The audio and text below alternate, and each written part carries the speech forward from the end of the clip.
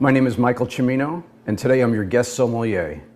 The sommelier is the wine guy, and I'm here today to pair some wines with the food that's been prepared.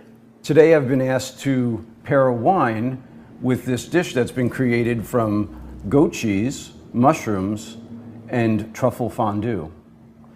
When it comes to classic pairings, the one thing you want to always keep in mind is never have a wine that will overpower the food and never allow the food's flavors to overpower the wine.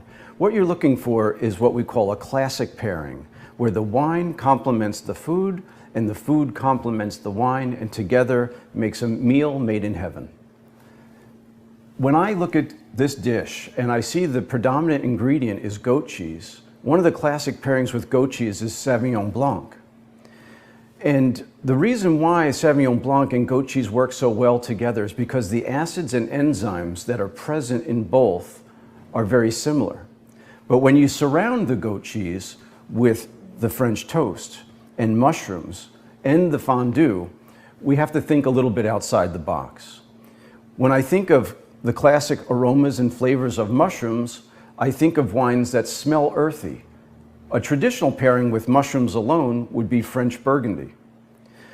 A traditional pairing with the fondue, which is made with truffle, would be a Northern Italian wine.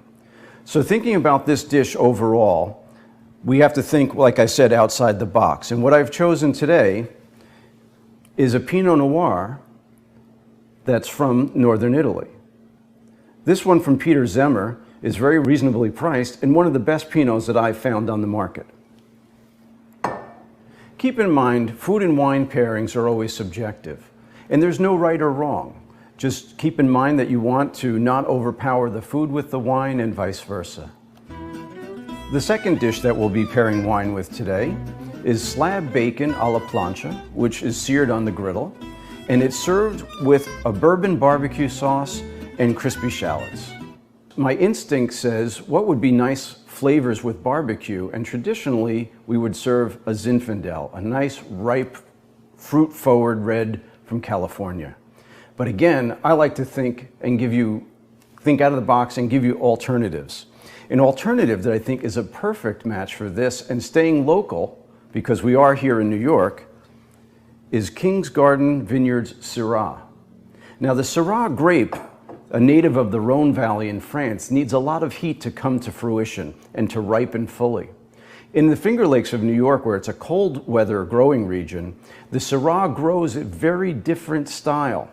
So it's not as full-bodied, not as ripe, and the acid levels are higher.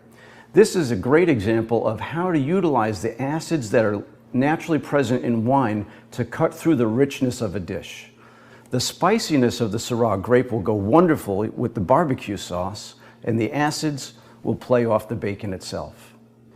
Together, another match made